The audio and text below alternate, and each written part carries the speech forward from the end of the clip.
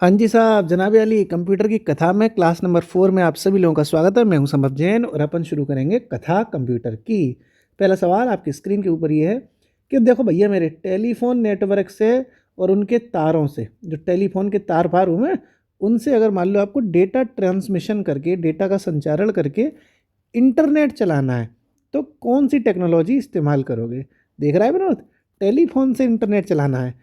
तो देखो, टेलीफोन से जब इंटरनेट चलता है तो टेलीफोन चलाने के लिए लाइन बिछानी पड़ती है। जिन लोगों के घर में टेलीफोन लगा होगा उन्हें पता होगा कि टेलीफोन तभी चलेगा जब लाइन बिछेगी, और लाइन बिछेगी तभी चलेगा इंटरनेट। तो लाइन मतलब लाइन, लाइन मतलब लाइन, यानी डिजिटल सब्सक्राइबर लाइन के माध्यम से ही टेलीफोन नेटवर्क से इंटरनेट चल पाता है। समझ गए? यानी कि टेलीफोन नेटवर्क के तारों पर डेटा संचारण द्वारा इंटरनेट उपलब्ध कराने के लिए डिजिटल सब्सक्राइबर लाइन नामक टेक्नोलॉजी का इस्तेमाल किया जाता है। इसे डीएसएल भी कहते हैं, डिजिटल सब्सक्राइबर लाइन। और ये शॉर्ट फॉर्म भी बहुत पूछी जाती है ना कि डीएसएल की फुल फॉर्म क्या है। तो याद ये भी समझना है कि साहब डीएसएल की क्या होती है, डिजिटल सब्सक्राइबर लाइन। इस डीएसएल के माध्यम से टेलीफोन नेटवर्क से हम इंटरनेट चला लेते हैं। अगला सवाल आपकी स्क्रीन के ऊपर ये रहा। सवाल ये है कि कंप्यूटर नेटवर्क में क्या अद्वितीय नहीं होता? मतलब कि कौन सी चीज़ है वो यूनिक नहीं होती? यूनिक मतलब अद्वितीय। कौन सी चीज़ यूनिक नहीं होती? तो किसी भी कंप्यूटर एड्रेस का जो वो किसी भी कंप्यूटर में जो उसका आईपी एड्रेस होता है ना, आईपी एड्रेस, वो यूनिक होता है। तो ये तो यूनिक होती है। फिर कंप्यूटर का नाम, तो कंप्यूटर का नाम भी यूनिक होता है। जैसे आपका नाम एक सिंगल आपका नाम है, ऐसे ही कंप्यूटर का भी एक नाम होता है जो उसका यूनिक नाम होता है। तो ये दोनों चीज़ें तो यूनिक होती हैं। जो वर्क ग्रुप का नाम है, यानी वो किस कंपनी ने बनाया, वो यूनिक नहीं है, क्योंकि कंपनी तो कई सारी हैं, इसलिए वर्क ग्रुप का नाम यूनिक नहीं होता। तो कंप्यूटर नेटवर्क में क्या चीज़ यूनिक नहीं होती? तो साहब वर्क ग्रुप का नाम यूनिक नहीं होता। इसका आंसर हो जाएगा सी। ओके, वर्क ग्रुप का नाम यूनिक नहीं होता है। आईपी एड्रेस हो चाहे कंप्यूटर का नाम हो, ये दोनों चीज़ें कंप्यूटर में अद्वितीय होती हैं, यूनिक होती हैं। अगला सवाल, कुकी क्या होती है? कुकी, कुकी बिस्कुट होते हैं क्या? कुकी पूछा है, कुकी क्या होती है साहब? अब देखो समझो, आप लोग जैसे आप लोग ऑनलाइन कुछ शॉपिंग करते होगे, या आपके मन में आया कि चलो मैं जूता खरीद लूँ, तो आपने किसी वेबसाइट पे, मान लो आपने फ्लिपकार्ट पे जूता सर्च किया, लेकिन आप कुछ देर बाद देखोगे कि फेसबुक आप चला रहे हो तब भी आपको जूते का ऐड दिखेगा, आपने इंस्टाग्राम खोला तब भी आपको जूते का ऐड दिख रहा है, आपने मिंत्रा खोला तब भी जूते का ही ऐड दिख रहा है। इसका मतलब है कि आपने सिर्फ एक ही वेबसाइट पे जूता देखा, लेकिन अब आपको सारी वेबसाइट पे जूता ही जूता दिख रहा है साहब। तो ये है कुकी का रोल। कुकी क्या करती है?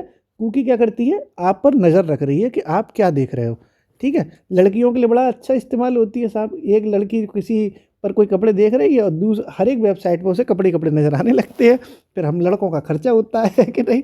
तो कुकी क्या करती है, हमारी पूरी, जो हम पूरे दिन गतिविधियां कर रहे हैं इंटरनेट पे यानी वेब पे, उसके बारे में पूरी जानकारी इकट्ठा करती रहती है। उसको कहते हैं कुकी। अरे वाह कुकी, तुम ही हो जो हमारा खर्चा करवा रही हो। तो कुकी क्या कर रही है, सारे उपयोगकर्ताओं की वेब गतिविधियों पर नज़र रखती है। ठीक है, इसका आंसर क्या हो जाएगा? ये इसका आंसर हो गया। ओके, अगला सवाल आपकी स्क्रीन के ऊपर।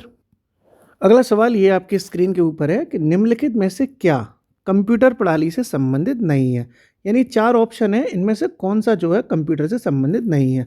तो आप लोग फॉर्म भरते होगे, ईपीएफओ के फॉर्म निकलते हैं, निकलते हैं कि नहीं निकलते? यूपीएससी इसका एग्ज़ाम कराता है। तो ईपीएफओ का कंप्यूटर से कोई संबंध होता है? नहीं होता।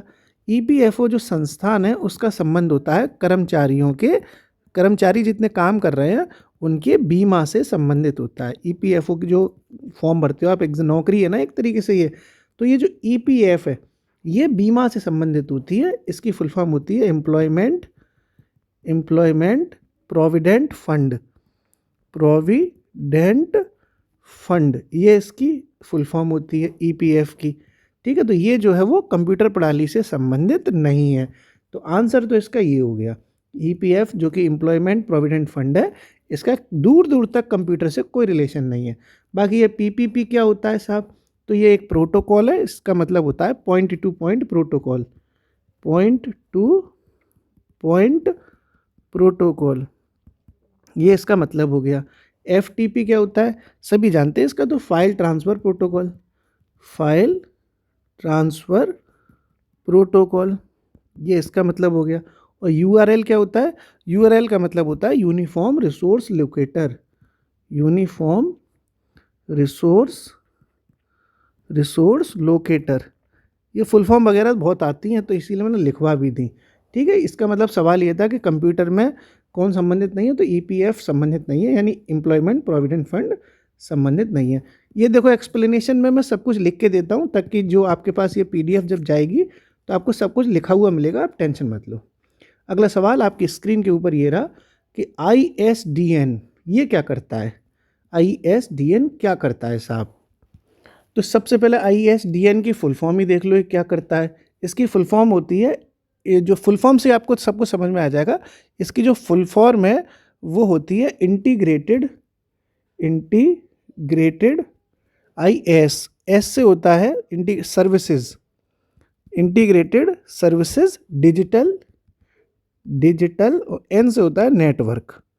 ये इसकी फुल फॉर्म है। यानी ISDN जो होता है उसकी फुल फॉर्म हो गई इंटीग्रेटेड सर्विस डिजिटल नेटवर्क।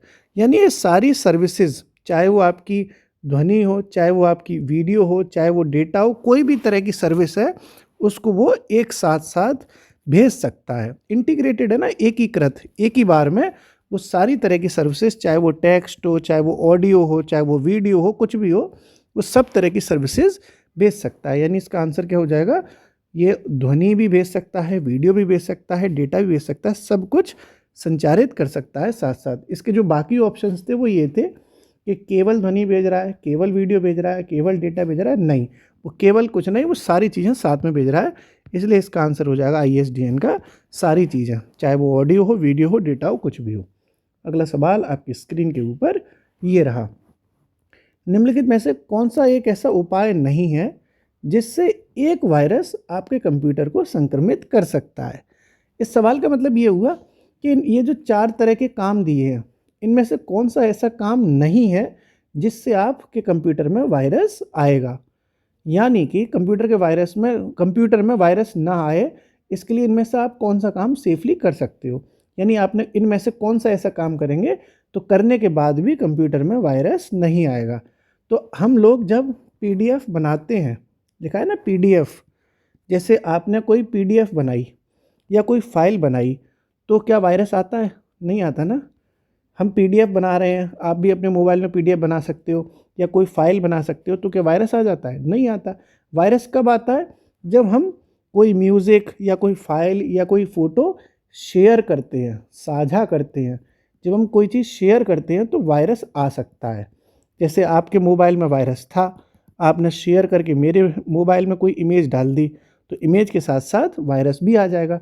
तो शेयर करने पे तो वायरस आता है, लेकिन PDF बनाने पे, यहाँ बनाने की बात है ना, शेयर करने की नहीं है। तो ये तो इसका आंसर हो गया। ईमेल वगैरह के माध्यम से वायरस आ सकता है।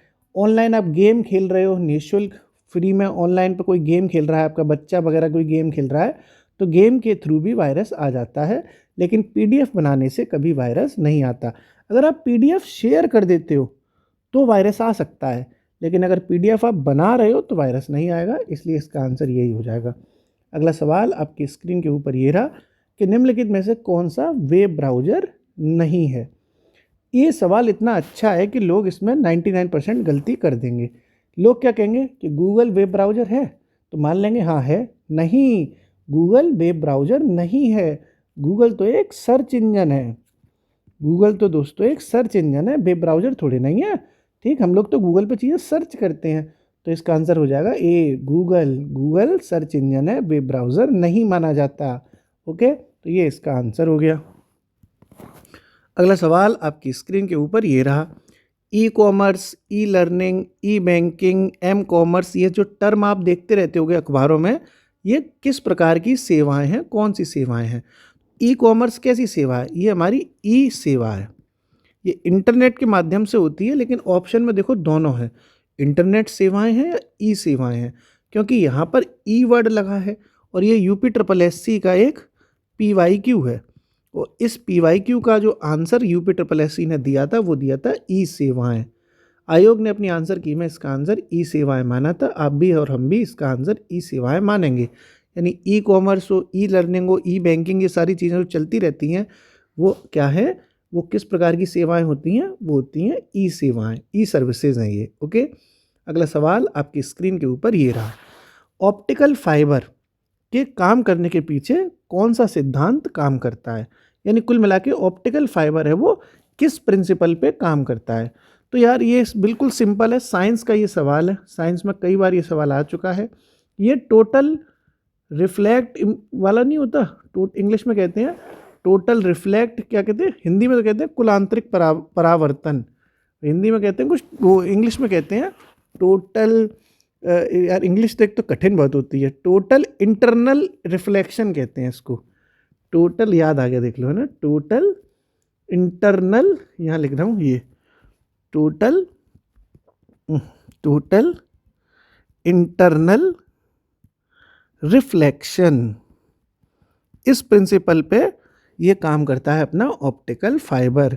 तो ये रटाऊ सवाल है, ये फिजिक्स का क्वेश्चन है ये, वैसे तो कंप्यूटर में तो ऑप्टिकल फाइबर आ गया है। ऑप्टिकल फाइबर से क्या होता है, इंटरनेट चलता है, इंटरनेट चलाने के लिए ऑप्टिकल फाइबर का इस्तेमाल किया जा सकता है। और ये किस सिद्धांत पर आधारित होता है, ये आधारित होता है प्रकाश का कुल आंतरिक परावर्तन, परावर्तन कह लो या प्रतिबिंब कह लो, एक ही बात है, प्रकाश का कुल आंतरिक परावर्तन या प्रकाश के कुल आंतरिक प्रतिबिंब, यानी कि टोटल इंटरनल रिफ्लेक्शन पर ऑप्टिकल फाइबर काम करता है। अगला सवाल आपकी स्क्रीन के ऊपर ये रहा, ये सवाल है कि किसी भी दिए गए समय पर कोई टाइम दे दिया, ठीक है, उस पर नेटवर्क पर प्रेषित किए जाने वाले डेटा की मात्रा की माप क्या होती है, यानी किसी एग्जैक्ट टाइम पर हमने जितना डेटा भेजा, हम उस डेटा को नापने के लिए किस यूनिट का इस्तेमाल करते हैं, ये सवाल है। ये बहुत सिंपल सवाल है कि बैंडविड्थ का करते हैं, है ना, हमारा जो डेटा जाता है नेटवर्क पे वो बैंडविड्थ के नाम से माप सकते हैं, बैंडविड्थ उसकी यूनिट होती है। तो बैंडविड्थ ये इसका आंसर हो जाएगा।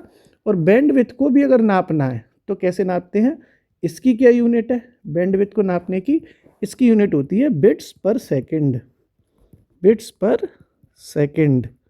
ओके, तो सवाल ये था कि किसी भी टाइम नेटवर्क पर हमें ये पता करना है कि डेटा कितना गया, डेटा की क्वांटिटी पता करनी है, तो उसकी यूनिट होती है बैंडविड्थ। और अब बैंडविड्थ की यूनिट पूछनी है तो उसकी यूनिट होती है बिट्स पर सेकंड। ओके, अगला सवाल आपकी स्क्रीन के ऊपर ये रहा, कंप्यूटर में पूछा है पिंग कमांड क्या होती है, पिंग कमांड, ये पिंग कमांड क्या है, पिंग कमांड, पिंग कमांड क्या होता है, मान लो ये कोई कंप्यूटर है दोस्तों, ये दूसरा कोई कंप्यूटर है, ठीक है, समझो यहाँ से कोई डेटा हमने यहाँ भेजा, तो पिंग कमांड ये बताएगी कि इस वाले कंप्यूटर से, इस वाले कंप्यूटर में इतनी क्षमता है कि नहीं कि यहाँ से भेजा हुआ डेटा यहाँ पहुँच पाएगा कि भी नहीं पहुँच पाएगा, यहाँ से डेटा यहाँ पहुँच पाएगा कि भी नहीं पहुँच पाएगा। तो ये हमारा क्या है, ये हमारा सोर्स है, इसी सोर्स से हमने डेटा दूसरे कंप्यूटर पर भेजा। तो पता लगाने के लिए कि इस वाले कंप्यूटर में इतनी औकात है कि नहीं कि डेटा भेज पाने में ये सक्षम होगा कि नहीं होगा, इसके लिए इस्तेमाल करते हैं हम पिंग कमांड का। यानी कि किसी निर्दिष्ट गंतव्य कंप्यूटर तक पहुंचने के लिए स्रोत कंप्यूटर की क्षमता का परीक्षण करना, यानी ये गंतव्य कंप्यूटर ये हो गया, डेस्टिनेशन ये थी, ये डेस्टिनेशन है, ये सोर्स है, यहाँ से भेजा था, तो सोर्स का यानी स्रोत वाली कंप्यूटर की क्षमता का परीक्षण करना है, इसकी औकात पता करनी है कि ये डेस्टिनेशन तक डेटा मतलब डेस्टिनेशन तक डेटा पहुंचा पाएगा कि नहीं पहुंचा पाएगा, इसके लिए इस्तेमाल करते हैं हम पिंग कमांड का। तो इसका आंसर क्या हो जाएगा, ये हो जाएगा पिंग कमांड सीधे सीधे औकात पता करता है इस वाले कंप्यूटर की, सोर्स कंप्यूटर की, कि डेटा पहुंचेगा या नहीं पहुंचेगा। मैं दोस्तों कई बार बोलता हूँ ये सवाल मतलब एक्सप्लेनेशन, ताकि खोपड़ी में आपके में बैठ जाए। मैं और लोगों की तरह नहीं हूँ कि मैं अपना खाना पूर्ति कर दूँ, ये हो गया और फिर चिल्लाऊँ कि देखो ये। मेरा पढ़ाने का तरीका बहुत अलग है भाई, मैं है कि नहीं, आप देखते भी होंगे। मेरी कोशिश ये रहती है कि आपको चीज़ें याद हों। अगला सवाल आपकी स्क्रीन के ऊपर ये रहा, WWW यानी वर्ल्ड वाइड वेब की आविष्कार किसने किया था। यार ये तो बिल्कुल मक्खन मलाई वाला सवाल है। टिम बर्नर्स-ली पैदा हो गए थे और उनने वर्ल्ड वाइड वेब की खोज कर मारी थी। सिंपल है ये तो, बिल्कुल इसमें कोई दिक्कत है ही नहीं है। अगला सवाल आपकी स्क्रीन के ऊपर, कौन सा इंटरनेट तक पहुंच प्रदान करता है। इंटरनेट तक पहुंचने के लिए आपको इनमें से किसका इस्तेमाल करना पड़ेगा। तो हमें देखो ISP चाहिए होती है, इंटरनेट तक पहुंचना है तो ISP हमें चाहिए होती है। यानी ISP मतलब, ISP की फुल फॉर्म पता है आपको कि नहीं? Internet service provider.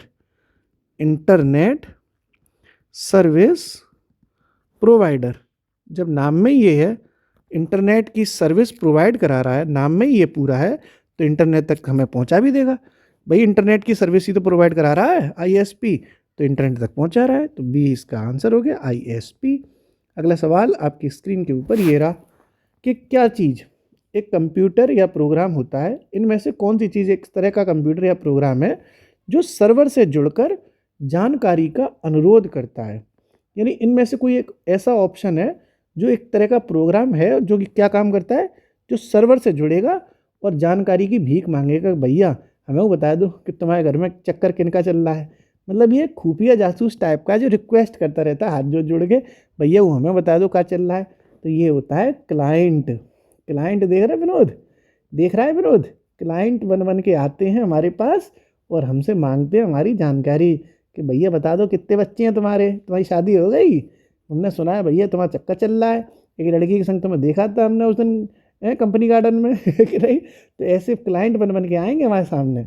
तो क्लाइंट क्या होता है, एक प्रकार का प्रोग्राम होता है जो सर्वर से जुड़ेगा और जानकारी के लिए रिक्वेस्ट करता रहेगा। तो क्या आंसर हो जाएगा, क्लाइंट है। बोलो तारा तेरा तारा तारा। अगला सवाल आपकी स्क्रीन के ऊपर ये रहा। अगला सवाल ये है कि वही क्लाइंट के ऊपर सवाल है, ग्राहक है ना। तो ये सवाल ये था कि जो क्लाइंट है वो किससे जुड़ता है। तो पिछले हमने क्वेश्चन में क्या लिखा था, पिछले क्वेश्चन में ये था कि सर्वर से जुड़कर कौन जानकारी मांगता है, क्लाइंट मांगता है। सर्वर से जुड़ता है कि नहीं जुड़ता, सर्वर से। तो इसमें उल्टा पूछा है, इसमें पूछा है कि क्लाइंट किससे जुड़ता है, तो सर्वर से जुड़ता है। क्वेश्चन की भाषा आपके सामने कठिन रहती है लेकिन आंसर एकदम सामने रहता है। इसमें पूछ कैसे लिया कि क्या चीज़ ऐसा उपकरण है जो एक अन्य उपकरणों को कार्यात्मकता प्रदान करता है, यानी अन्य उपकरणों को जानकारी देता है। तो जानकारी इसमें कौन दे रहा था, बताओ बताओ। सर्वर से ही तो जुड़ के जानकारी मिल रही थी, तो तभी तो कार्य हो पा रहा था। तो कार्यात्मक मतलब कार्यात्मकता, यानी किसी को काबिल बना रहे हैं। तो सर्वर से जुड़ के ही तो जानकारी मिल रही थी क्लाइंट को। तो क्लाइंट किससे जुड़ेगा जानकारी के लिए, यानी कार्यात्मकता बनाने के लिए सर्वर से जुड़ेगा। तो इसका आंसर हो जाएगा सर्वर। सर्वर से जुड़कर ये हमारा क्लाइंट है, ठीक है। क्लाइंट जुड़ता है सर्वर से, तब निकल के आती है जानकारी, और जानकारी मिलने के बाद हम कार्य करना शुरू कर देते हैं और हमारा कंप्यूटर प्रोडक्टिव हो जाता है।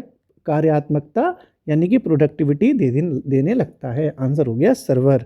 अगला सवाल आपकी स्क्रीन के ऊपर ये रहा। तगड़ा देखो, बड़े बड़े तो सवाल हैं।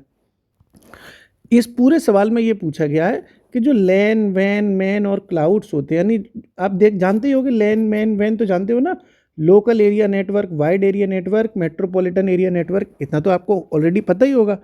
तो इसमें ये पूछा गया है कि जैसे हमें किसी भवन से, कार्यालय से, घर से जुड़कर, यानी छोटी छोटी जगह जो होती हैं, एक तरह से हमारा छोटा सा घर, बड़ा भी घर हो सकता है, लेकिन यहाँ क्योंकि भवन, कार्यालय, ये घर, ये एक ही जगह पे मतलब एक सीमित दायरे में होते हैं। भाई किसी का भवन होगा तो सीमित दायरे में होगा, ऐसा तो है नहीं पूरे देश में भवन ही उसका पहला है। किसी का ऑफिस होगा तो वो एक सीमित दायरे में है, बहुत बड़े दायरे में तो ऑफिस बनते नहीं हैं। तो ये जो सीमित दायरे वाली चीज़ें हैं, इन चीज़ों में किस तरह के नेटवर्क का यूज़ किया जाता है, ये इसका सवाल है। जैसे विद्यालय हो गया, ये भी एक सीमित दायरे में बनता है। ऑफिस हो गया, गृह, होम हो गया, होम होम माने घर होता है। तो जो सीमित दायरे में जब हमें इंटरनेट कनेक्शन देना है तो हम इस्तेमाल करते हैं लैन का, लोकल एरिया नेटवर्क का। किसका करते हैं, लोकल एरिया नेटवर्क का।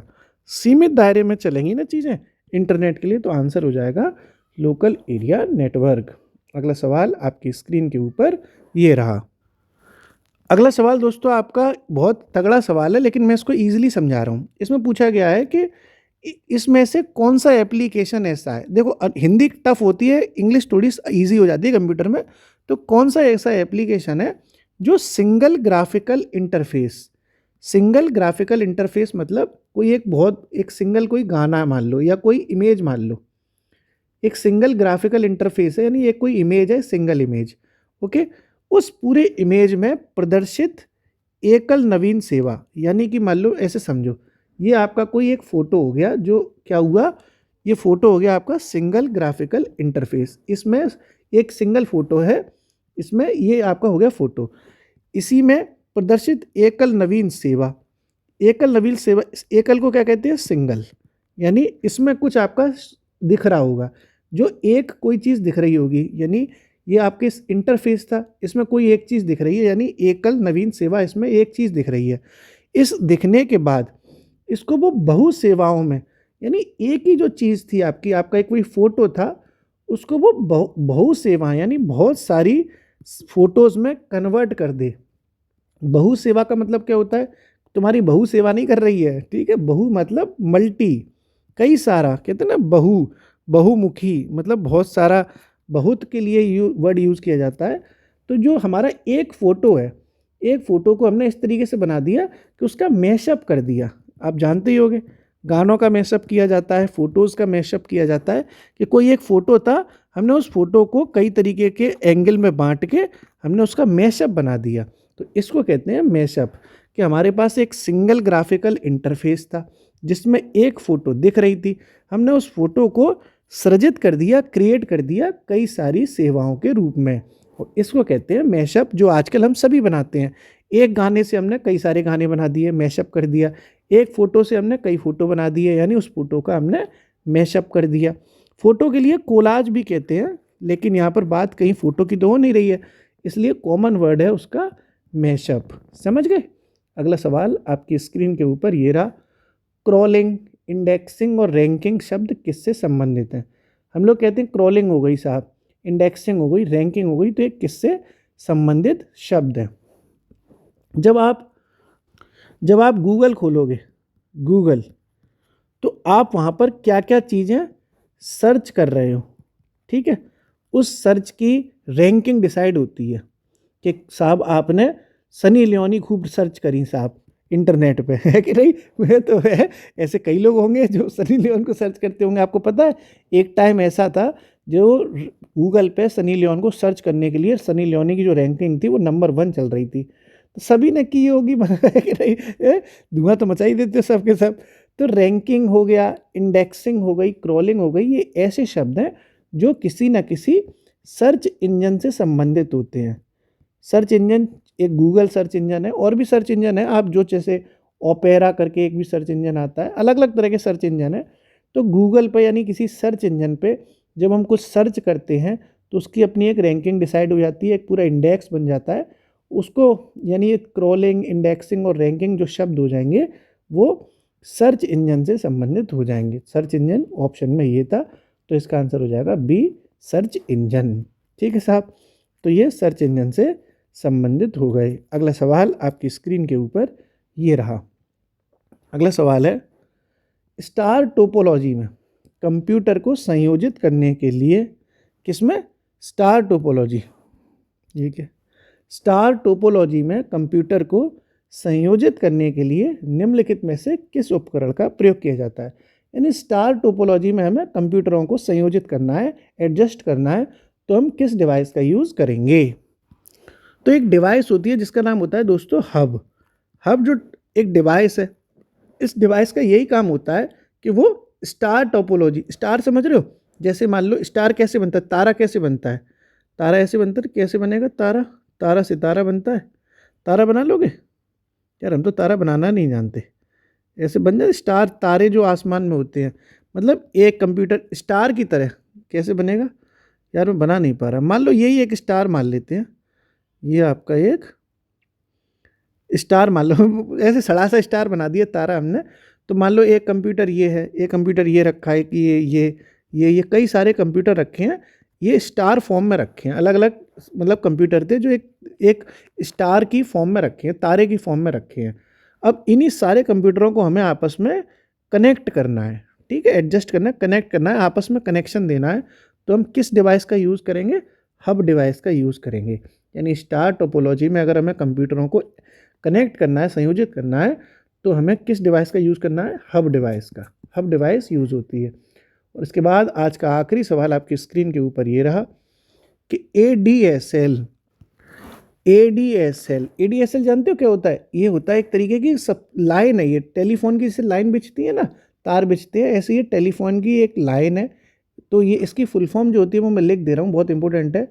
असिस्मेट्रिक, हिंदी में लिख दूँ यार, मैं इंग्लिश में स्पेलिंग नहीं जानता, इतनी बार गलत हो जाएगी। असिमेट्रिक, असिस्मेट्रिक, हिंदी लिख देता हूँ भैया, अंग्रेजी ना आवे हमें। डी से digital subscriber line, subscriber line, ये इसकी होती है full form, ADSL, asymmetric digital subscriber line. ये करती क्या है, जैसे मैं इसको बता दूंगा तो आप समझ जाओगे इसका आंसर क्या होगा। ये एक टेलीफोन लाइन है, लाइन बिछती है, तो ये बहुत स्पीड से, बहुत इसकी स्पीड होती है, चाहे वो आवाज़ जाएगी, जैसे हमारी आवाज़ टेलीफोन पर जा रही है तो रुक रुक के नहीं जाएगी। अगर ADSL का यूज़ हुआ है तो बहुत तेज़ी से आवाज़ जाएगी, आपने इधर बोला उधर उसने सुन लिया, टन टनाते हुए सूं, मतलब एकदम ये जो हमारा डेटा था, जो हमारी वॉइस पहुंची, वो बहुत तेज़ी से पहुंच जाती है। तो जो ADSL है यानी असिस्मेट्रिक डिजिटल सब्सक्राइबर लाइन है, ये हाइयर स्पीड से चलती है, उच्चतर मतलब हाइयर, क्योंकि इसकी स्पीड बहुत तेज़ होती है। तो आंसर तो इसका ये हो जाएगा। अब क्योंकि सवाल की भाषा बहुत कठिन है, यही आपको कंप्यूटर में समझना है कि आप अगर एक बार कॉन्सेप्ट समझ गए तो आपको भाषा पढ़ने की जरूरत नहीं पड़ेगी। आप समझोगे ADSL क्या कर रहा है, क्या पूछा है, ADSL किस प्रकार से डेटा दरों को अंतिम प्रयोक्ता से केंद्रीय कार्यस्थल तक पहुंचा देता है। कुल मिला के जैसे ये आप हो, ये आपका दूसरा व्यक्ति, आपने फ़ोन पे बात करी टॉय से, अगर ADSL का इस्तेमाल हो रहा है तो आपकी जो वॉइस जाएगी वो हाई स्पीड से जाएगी। तो आंसर हो जाएगा उच्चतर, यानी हाईएस्ट स्पीड से, हाइयर स्पीड से चली जाएगी। इस तरह से दोस्तों ये 30 सवाल हो गए। अब आप कमेंट बॉक्स में मुझे बताइए कि बिग डेटा शब्द का पहला प्रयोग किसने किया। बिग डेटा शब्द का पहला प्रयोग किसने किया था, कमेंट बॉक्स में बताइए। हंसते रहिए, पढ़ते रहिए, मुस्कुराते रहिए। शुक्रिया।